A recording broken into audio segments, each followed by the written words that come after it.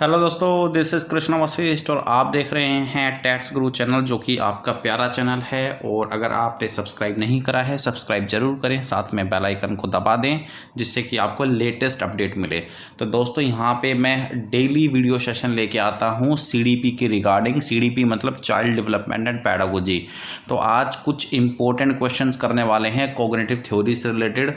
और जैसे कि आप देख पा रहे हैं कि ये वीडियो सेशन आपका 12th है, ठीक है, 12वां वीडियो सेशन आज मैं ले रहा हूँ।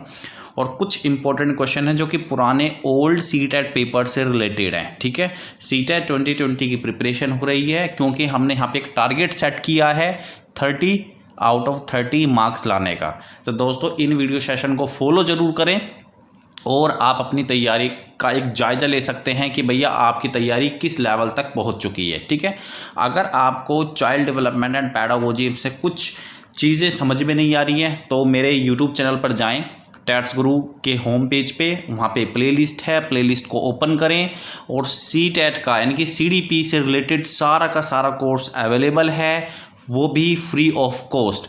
यदि आपको सीटेट के पुराने पेपर चाहिए तो वो भी आपको मिल जाएंगे। सारे के सारे क्वेश्चन पेपर सोल्ड हैं, चाहे आपका फर्स्ट पेपर हो, चाहे आपका सेकंड पेपर हो, ठीक है। इसी के साथ में अगर आपको एस्टेट के पेपर चाहिए तो वो भी सोल्ड हैं। तो चलिए दोस्तों, स्टार्ट करते हैं विदाउट वेस्टिंग एनी मोमेंट। पहला क्वेश्चन आप लोग के सामने है। अकॉर्डिंग टू पियाजे, at which of the following stages does not a child begin to think at which of the following stage does a child begin to think logically about abstract propositions?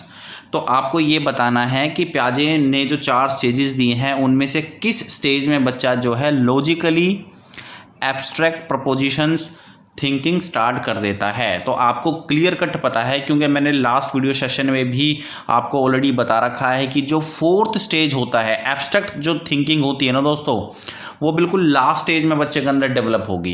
Abstract thinking कह लो या फिर logically आप कह लो कि बच्चा जो है logically सोचना स्टार्ट कर देता है। लॉजिकली सोचना, आप बहुत सारे बच्चे सोच रहे होंगे लॉजिकल सोचना होता क्या है। जैसे कि देखो, अगर मैं एक बच्चे से पूछूँ कि ए ग्रेटर देन बी और अगर B जो है वो ग्रेटर है C से, तो what is the relationship between A और C? A और C में से कौन बड़ा होगा, ठीक है। तो ये लॉजिकली सोचना है। अब बच्चा क्या है, अगर छोटे बच्चों को ये पूछोगे, मान लो कोई प्री ऑपरेशनल या कॉन्क्रीट ऑपरेशनल में चल रहा होता है कोई बच्चा, तो वो बेसिकली पेंसिल्स यानी कि ऐसे ऑब्जेक्ट उठाएगा जो कि कॉन्क्रीट हैं, जो कि दिख सकते हैं, उनसे करके कोशिश करेगा कि निकालने की। लेकिन जो बच्चा फॉर्मल ऑपरेशनल स्टेज में चल रहा है, इसका मतलब वो एडोलेसेंस है।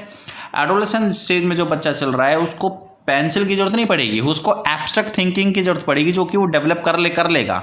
अब बच्चा जो है विदाउट मटेरियल इस चीज़ को करके बता सकता है कि अगर ए बी से बड़ा है, बी सी से बड़ा है, तो ए और सी में क्या रिलेशन होगा। तो ऑफ कोर्स ए सी से बड़ा ही होगा, तो ए क्या होगा, सी से बड़ा होगा। तो ये ध्यान रख लेना आप जब भी कोई क्वेश्चन आए कि आप वो थिंकिंग कौन सी पूछी गई है। अगर हायर थिंकिंग है तो भाई सीधी सी बात है, फॉर्मल ऑपरेशनल स्टेज हो जाएगा आपका, ठीक है।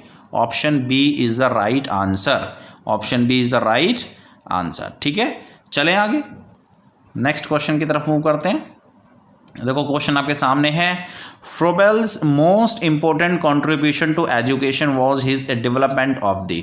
जो फ्रोबेल का मोस्ट इंपॉर्टेंट, काफ़ी इंपॉर्टेंट क्वेश्चन है ये, ठीक है, और ये एग्जाम में आ भी सकता है और पीछे आया भी हुआ है कि जो फ्रोबेल है उसका सबसे अच्छा कंट्रीब्यूशन, मोस्ट इंपॉर्टेंट कंट्रीब्यूशन कौन सा है। वोकेशनल स्कूल के बारे में उन्होंने दिया था, या किंडरगार्टन के बारे में उन्होंने बात करी थी, पब्लिक स्कूल या फिर लेटिन स्कूल। तो देखो इसका जो राइट आंसर है वो है बी, किंडरगार्टन। अब किंडरगार्टन जो है, फ्रोबेल ने 1837 में एक स्कूल बनाया था जर्मनी के अंदर, ठीक है। जर्मनी के अंदर उन्होंने एक स्कूल बनाया था। बेसिकली किंडरगार्टन होता है क्या, एक प्रकार का प्ले स्कूल होता है। बच्चे जब छोटे होते हैं तो प्राइमरी स्कूल में जाने से पहले प्री स्कूल में जाते हैं ना, प्ले स्कूल होता है। अब किंडरगार्टन का मतलब मैं आपको अच्छे से बता देता हूँ। गार्डन का मतलब होता है बाग। गार्डन का क्या मतलब होता है, बाग, कि बच्चा जो है बाग में खेलेगा, जैसे मोस्टली बच्चे खेलते भी हैं बाग। और बेसिकली किंडर का मतलब होता है पौधा। किंडर का मतलब क्या होता है, पौधा। तो और जो बेसिकली जैसे मान लो हम उसके मालिक हो गए, मान लो ठीक है, बाग के मालिक हो गए। अब बच्चों को उन्होंने किंडर बोला है, बच्चों को क्या बोला है, किंडर, कि बच्चे किंडर है। मतलब बच्चों को पौधों की तरह जो है बेसिकली, मतलब बच्चों को ऐसी एक्टिविटी करवानी है कि जिस एक्टिविटी को खुद करें, वो स्वयं करें। खुद करेंगे तो कुछ चीज़ें डिस्कवर होंगी, अपने तरीके से सीखेंगे। तो बेसिकली उन्होंने बच्चों के खुद पे करने पे जोर दिया है। ठीक है, 1837 में उन्होंने स्कूल खोला था। हालांकि ये इतना इंपॉर्टेंट नहीं है, ऐसा कुछ भी नहीं पूछा जाता। जर्मनी में उन्होंने एक प्ले स्कूल ओपन किया था। ठीक है, और ये किसने किया था, ये फ्रोबेल ने किया था। ये बात समझ ले ध्यान से। ठीक है, ये जस्ट एक बाल विहार है, हिंदी में इसको किंडरगार्टन को पूरा बोलते हैं बाल विहार। अगर आप गूगल पे सर्च करोगे डिक्शनरी के अंदर तो इसको बाल विहार कहते हैं। या फिर आप इसको ऐसे भी समझ लो कि गार्डन का मतलब होता है बाग और किंडर का मतलब होता है पौधा। तो जैसे हम छोटे छोटे पौधों को संभाल के रखते हैं, उनका पालन पोषण करते हैं, वैसे ही हम बच्चों का भी पालन पोषण करें। ठीक है, नेक्स्ट, अकॉर्डिंग टू प्याजे ईगोसेंट्रिज्म अक्कर्स इन। प्याजे के अनुसार ईगोसेंट्रिज्म किस स्टेज में अक्कर होता है, किस स्टेज में होता है। ठीक है, अब ये बहुत ही इंपॉर्टेंट है। देखो, सेंसी मोटर स्टेज होगा नहीं, क्योंकि बच्चा छोटा होता है, बच्चा सिर्फ अपनी सेंसेस से सीखता है। ईगोसेंट्रिज्म उस स्टेज में नहीं होता है। उसके बाद प्री ऑपरेशनल स्टेज की बात करते हैं, या फिर कॉन्क्रीट ऑपरेशनल स्टेज की बात करते हैं, या फॉर्मल ऑपरेशनल स्टेज की बात करते हैं। तो जो ईगोसेंट्रिज्म बच्चे के अंदर डेवलप होना स्टार्ट हो जाता है, वो उसके अर्ली चाइल्डहुड में ही डेवलप होना स्टार्ट हो जाता है, अर्ली चाइल्डहुड में। ठीक है, अब अर्ली चाइल्डहुड में कौन सी स्टेज आती है पता है आपको? अर्ली चाइल्डहुड में आती है प्री ऑपरेशनल स्टेज। मतलब ठीक है, जो मतलब 2 साल से, और आपका लगभग जो है अर्ली चाइल्डहुड की बात करें तो 5 या 6 साल, यानी कि 2 to 5 साल, 2 to 5 ईयर। ठीक, अब नेक्स्ट क्वेश्चन की बात करते हैं। प्रेजिंग और criticising affect the success of the child is said by. अब तो ये कथन किसने कहा था कि बच्चों की सफलता, जो बच्चों की सफलता होती है वो अफेक्ट होती है अगर हम बच्चों की प्रशंसा करें या फिर उनकी आलोचना करें। तो ये जो कथन है ये हरलोग ने कहा था। ठीक है, तो नोट कर लेना, हरलोग ने कहा था। उसके बाद गाल्टन का तो आपको पता है कि इन्होंने इंटेलिजेंस में काफ़ी सारी थ्योरी दी हुई है। ठीक है, पियर्सन, ठीक है, वुड्स। तो आंसर जो हो जाएगा इसका हरलोग हो जाएगा, और A is the right answer. ठीक है, किसी भी बच्चे को अगर प्रेज करें या क्रिटिसाइज करें तो उसकी सफलता पे अफेक्ट पड़ता है। नेक्स्ट बात करते हैं, द एटीट्यूड इज। एटीट्यूड क्या है ना, ये बहुत इंपॉर्टेंट क्वेश्चन है। पेपर में इस तरीके से क्वेश्चन आते हैं सीटेट में। एटीट्यूड क्या है? देखो, एटीट्यूड एक प्रकार का इमोशनलाइज्ड टेंडेंसी होता है जो कि ऑर्गेनाइज होता है उसके एक्सपीरियंसेस के थ्रू पे। ठीक है, जैसे हम कहते हैं कि भाई इस बच्चे का तो पढ़ने का कोई एटीट्यूड ही नहीं है, तो मतलब वो एक नेगेटिव चीज़ हो गई। तो मतलब दूसरे बच्चे का पढ़ने में ज़्यादा एटीट्यूड है या उसका खेलने में ज़्यादा एटीट्यूड है। तो बेसिकली किसी चीज़ को स्टार्ट करने से पहले, किसी चीज़ को ख़त्म करने से पहले जो एक्सपीरियंसेस होता है वो पॉजिटिव और नेगेटिव थॉट्स के ऊपर बेस्ड होता है। ठीक है, मतलब एटीट्यूड क्या है, पॉजिटिव भी हो सकता है, नेगेटिव भी हो सकता है, सिंपल सी बात है। तो पहला ही ऑप्शन आप पढ़ लो अच्छे से, an emotionalized tendency organized through experience to react positively और नेगेटिवली टूवर्ड्स साइकोलॉजिकल ऑब्जेक्ट। मतलब ठीक है, किसी ऑब्जेक्ट के प्रति, किसी भी ऑब्जेक्ट के प्रति कोई भी बच्चा, कोई भी एडल्ट, कोई भी एडोलेसेंस या तो पॉजिटिवली एक्ट करेगा या फिर वो नेगेटिवली एक्ट करेगा। ठीक है, and that is the attitude. यही एक प्रकार का एटीट्यूड है, और प्रकार का एक इमोशनलाइज्ड होता है, इमोशनलाइज्ड टेंडेंसी होती है जो कि एक्सपीरियंसेस के बेस्ड पे ऑर्गेनाइज होती है। समझ में आ गई बात आपको? ठीक है, तो A is the right answer. Okay, next बात करते हैं, the stage of cognitive development according to प्याजे। ठीक है, जो प्याजे की स्टेज थी कॉग्निटिव डेवलपमेंट की, in which a child displays object permanence. अब ये ऑब्जेक्ट परमानेंस कौन सी स्टेज में आता है? अब ध्यान रखना, क्योंकि कई बार बच्चे गलत कर जाते हैं। अब देखो गलत क्या कर जाएंगे, देखो मोस्टली बच्चे क्या है, इसका आंसर सेंसरी मोटर स्टेज को लगाएंगे, बट ऐसा नहीं है। देखो, सेंसरी मोटर स्टेज में बच्चा छोटा होता है, बच्चे की जो एज होती है वो 0 से 2 साल के बीच की होती है। अब बच्चा इतना छोटा होता है कि बच्चा अपनी सेंसेस के थ्रू सीखता है। ठीक है, सेंसेस के थ्रू सीखता है। आई बात समझ में? तो वहाँ पे ऑब्जेक्ट परमानेंस बच्चे के अंदर होता ही नहीं है। क्वेश्चन ध्यान से पढ़ो। क्वेश्चन में बोला गया है कि कौन सी स्टेज में ऑब्जेक्ट परमानेंस डिस्प्ले होता है। डिस्प्ले मतलब देखो, बच्चा जब छोटा होता है 0 से 2 साल के बीच में, तो ऑब्जेक्ट परमानेंस क्या है, मैं लास्ट वीडियो सेशन में भी कई बार बता चुका हूं। ऑब्जेक्ट परमानेंस एक ऐसी विशेषता होती है, बच्चे की विशेषता कह लो, कुछ भी कह लो आप, कि बच्चे के सामने अगर कोई चीज़ रख दोगे, जैसे मान लो कोई छोटा बच्चा है, कोई मान लो छोटा बच्चा है, प्यारा सा नन्ना मुन्ना, अब उसके सामने आप कोई भी चीज़ रख दोगे, मोबाइल रख दोगे, तो उसको पता है कि भाई हाँ ये मोबाइल है और इसका एग्जिस्टेंस एग्जिस्ट करता है इस संसार में, ठीक है, क्योंकि वो एज सुन एज ही और शी सीज दैट ऑब्जेक्ट, जैसे वो उस ऑब्जेक्ट को देखता है। लेकिन मान लो वो ऑब्जेक्ट हटा दिया हमने, तो फिर वो भूल जाता है उस ऑब्जेक्ट के बारे में, वो कंप्लीटली फॉरगेट कर देता है कि भाई हाँ ऐसा भी कोई ऑब्जेक्ट था जो मैंने थोड़ी देर पहले देखा था। तो ऐसा ये ऑब्जेक्ट परमानेंस नहीं है। ऑब्जेक्ट परमानेंस होगा जब ये क्वालिटी आ जाएगी कि चाहे बच्चों को दिखाओ या फिर ना दिखाओ, बच्चे को पता है कि भाई हाँ फलानी चीज़ है इस संसार के अंदर और वो चीज़ मेरे को चाहिए। जैसे मान लो बच्चा अगर अर्ली चाइल्डहुड की स्टेज में चल रहा है, ठीक है, तो जैसे होली के दिनों पे पिचकारी नहीं आती है, वो पिचकारी बच्चों को ख़रीद के दे दो, ठीक है। अब बच्चा उससे काफ़ी पानी भरेगा और पिचकारी मारेगा, पानी भरेगा मारेगा, आपने उसको छुपा दी, आपने पिचकारी को छुपा दिया, आप तंग हो गए, पानी गिरा दिया बच्चे ने सारे फर्श पे घर में, तो आप तंग हो गए, आपने तंग आके होके रात को पिचकारी छुपा दी। अगले दिन सुबह बच्चा उठेगा और पिचकारी मांगेगा, क्यों, उसको पता है कि पिचकारी नाम की कोई चीज़ होती है और इससे मैं खेला था और मेरे को दोबारा चाहिए, ठीक है। तो बच्चा अर्ली चाइल्डहुड की बात कर रहा हूँ मैं, अर्ली चाइल्डहुड की स्टेज में ही ऑब्जेक्ट परमानेंस आ जाता है बच्चे के अंदर। समझ में आ रही है बात आपको? तो ये प्री ऑपरेशनल स्टेज की कहानी है कि प्री ऑपरेशनल स्टेज में बच्चा जो है ऑब्जेक्ट परमानेंस बच्चे का आ जाता है। तो देखो ध्यान से देखना, क्योंकि बच्चे जो है मोस्ट ऑफ द टाइम आप गलती करोगे, सेंसरी मोटर स्टेज लगा दोगे, ठीक है। सेंसरी मोटर स्टेज में तो ऑब्जेक्ट परमानेंस होता ही नहीं है, प्री ऑपरेशनल स्टेज में होता है, ठीक है। उसके बाद बात करते हैं, which of the following pairs is least likely to be correct match.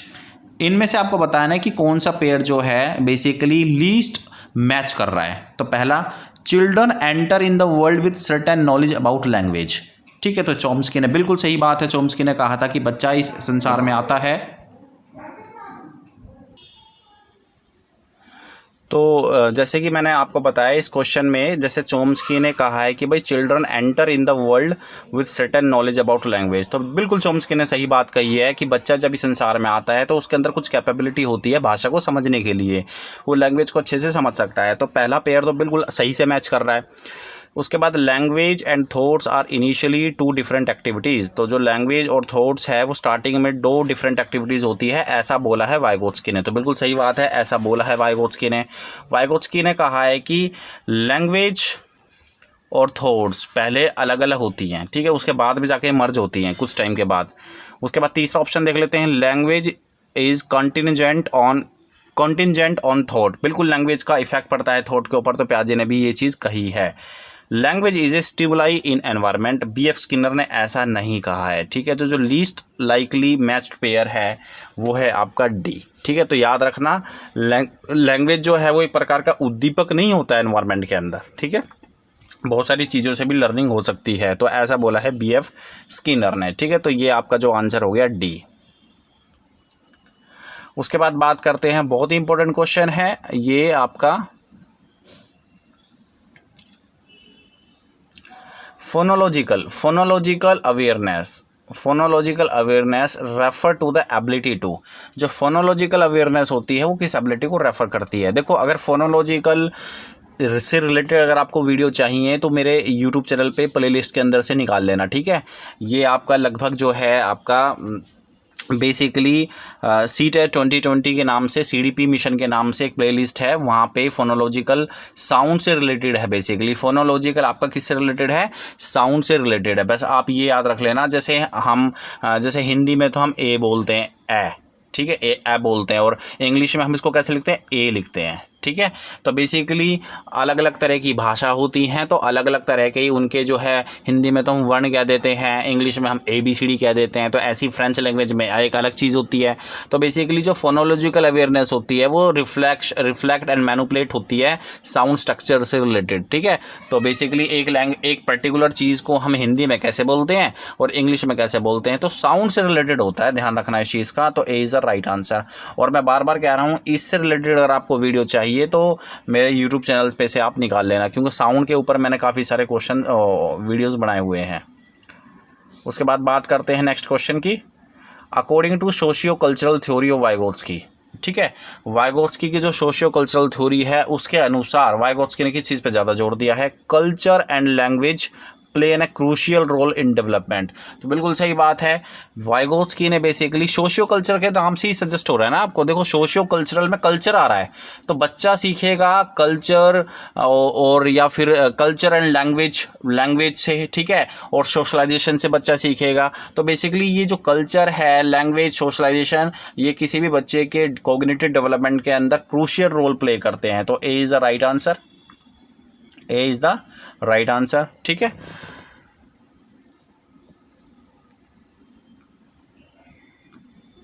उसके बाद बात करते हैं नेक्स्ट क्वेश्चन की। Fitting new information into existing schema. अब ध्यान रखना, न्यू इन्फॉर्मेशन को एग्जिस्टिंग स्कीमा पे फिट कर रहे हो, यानी कि पहले से स्कीमा बना पड़ा है, पहले से स्कीमा के अंदर कोई इन्फॉर्मेशन फिट है, लेकिन क्योंकि एक डिसइक्विलिब्रियम सेट हो गया था तो एक न्यू इन्फॉर्मेशन एग्जिस्टिंग स्कीमा के अंदर फिट करनी पड़ी, तो इसे हम कहते हैं एसिमुलेशन। इसे हम क्या कहेंगे, एसिमुलेशन, ठीक है। और अगर आप स्कीमा को ही नया बना रहे हो, स्कीमा को ही हमने डेवलप किया है, तो उसे हम बोलते हैं अकोमोडेशन, याद रख लेना, ठीक है। और सारी इन्फॉर्मेशन को अगर आपने अच्छे से ऑर्गेनाइज किया हुआ है कि भाई स्कीमा अलग है, सिमुलेशन दिस इज अकोमोडेशन, तो वो ऑर्गेनाइजेशन हो जाएगा आपका, सही बात है। और इक्विलिब्रेशन, अगर आपने डिसइक्विलिब्रियम हटा लिया तो आप इक्विलिब्रेशन की स्टेज में चले जाओगे, ठीक है। तो वो हो गया कि संतुलन बन गया आपका प्रकृति के साथ। तो मैं फिर से बात कर रहा हूँ, ये डेफिनेशन बहुत ही इंपॉर्टेंट है कि न्यू इन्फॉर्मेशन को फिट करना एग्जिस्टिंग स्कीमा के अंदर, जो स्कीमा पहले से ही बने हुए हैं उसे हम एसिमुलेशन कहेंगे, और न्यू स्कीमा बनाना, ठीक है, उसे हम क्या बनाएंगे, अकोमोडेशन कहेंगे, ठीक है। और अगर आपको प्याजे से रिलेटेड, क्योंकि थ्योरी प्याजे से रिलेटेड है, एसिमुलेशन, अकोमोडेशन, ये सारी की सारी टर्म, अगर कोई वीडियो चाहिए तो प्लेलिस्ट में से निकाल सकते हैं, ऑलरेडी बना हुआ है, ठीक है। उसके बाद बात करते हैं according to Piaget's theory, which one out of the following will not influence one's cognitive development, ठीक है। अब प्याजे थ्योरी के अनुसार इनमें से कौन सी चीज़ पे अफेक्ट नहीं पड़ेगा, कौन सी चीज़ जो है इन्फ्लुएंस नहीं होगी। देखो, लैंग्वेज के बारे में प्याजे ने बात की है, मैचुरेशन के बारे में प्याजे ने बात की है, एक्टिविटी को लेके प्याजे ने बात की है, तो प्याजे ने सिर्फ सेल्फ एक्सपीरियंसेस को लेके बात नहीं करी है, तो B is the right answer, ठीक है। कि अकॉर्डिंग टू प्याजे theory which one out of the following will not influence one's cognitive development, तो सोशल एक्सपीरियंस का जो ये आपका टर्म है ये इन्फ्लुएंस नहीं करेगा, ठीक है। बात करते हैं नेक्स्ट क्वेश्चन की, what is the major criticism of Kohlberg theory. देखो, कोलबर्ग थ्योरी को लेके उसकी सबसे मेजर जो क्रिटिसिज्म था वो क्या था। देखो, कोलबर्ग ने बेसिकली अपने जितने भी डिलेमास को बनाया था और सर्वे कराया था, तो उसमें जो है ना मैन के सैंपल उन्होंने ज़्यादा लिए थे, वीमेन के सैंपल कम लिए थे, ठीक है। तो बेसिकली कल्चर बाइसिंग हो गई उनके थ्योरी के अंदर। Kohlberg did not account for cultural difference in moral reasoning of man and women, तो बेसिकली मैन और वीमेन के सैंपल को बैलेंस नहीं कर सके, जितना भी प्रोस्पेक्टिव उन्होंने लिया वो सारा आदमियों का लिया, मैन का लिया, वीमेन का नहीं लिया, ठीक है। तो D is the right answer, ठीक है। जेंडर वाइजिंग है उनके उसमें, यही सबसे बड़ी आलोचना थी कोलबर्ग की थ्योरी के अंदर। तो दोस्तों, ये थे आज के कुछ क्वेश्चन, इंपॉर्टेंट क्वेश्चन जो मैंने आपको कराएं। आई होप कि आपको समझ में आए होंगे, और अगर समझ में आए तो वीडियो को लाइक कर सकते हैं। साथ में अगर आप नए हैं चैनल पर तो सब्सक्राइब ज़रूर करें, क्योंकि यहाँ पे डेली वीडियो सेशन में अटैम्प्ट करता हूँ आप लोगों की हेल्प के लिए। और CDP में हमने जो है एक टारगेट बनाया हुआ है 30 आउट ऑफ 30, ठीक है। बिल्कुल हम कर सकते हैं इस चीज़ को। आप जो है इन वीडियो सेशन को फॉलो करें, और अगर आपको किसी थ्योरी में कोई प्रॉब्लम है तो डेफिनेटली आप जो है टैट्स गुरु के होम पेज पे जाके वहाँ से प्लेलिस्ट है, प्लेलिस्ट में से आप जो है CDP सेक्शन को निकाल लें, बिल्कुल लास्ट की प्लेलिस्ट है और 85 वीडियोज़ आर देयर। 85 वीडियोज़ बहुत होता है क्योंकि सब कुछ मैंने कवर किया हुआ है, intelligence, personality, child growth, pedagogy, सब कुछ है वहाँ पे, तो आप देख सकते हैं। ठीक है, बिहेवियरिज्म भी कवर किया हुआ है, साइकोलॉजिकल जो है एजुकेशनल जो मॉडर्न साइकोलॉजी होती है वो भी कवर की हुई है, सारी थ्योरी है, चाहे वो एरिक एरिक्सन की थ्योरी हो, चाहे फ्रॉइड की थ्योरी हो, चाहे ब्रोन फैन बर्नर की थ्योरी हो, सब कुछ कवर्ड है। आप प्लेलिस्ट को ज़रूर देखें, इंपॉर्टेंट है काफ़ी, अगर CDP में आप अच्छे मार्क्स चाहते हैं। तो दोस्तों आज के लिए सिर्फ इतना ही। See you then tomorrow, I will come up with the new video session. Thank you very much इस वीडियो को देखने के लिए, धन्यवाद दोस्तों।